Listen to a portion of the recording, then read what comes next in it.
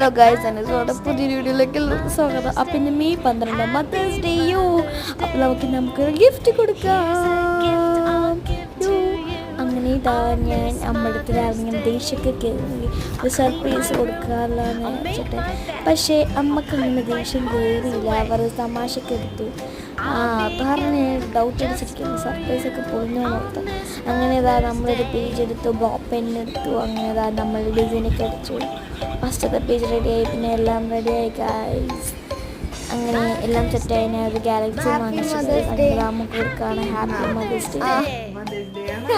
Here's a gift I'll give to you on this Mother's Day.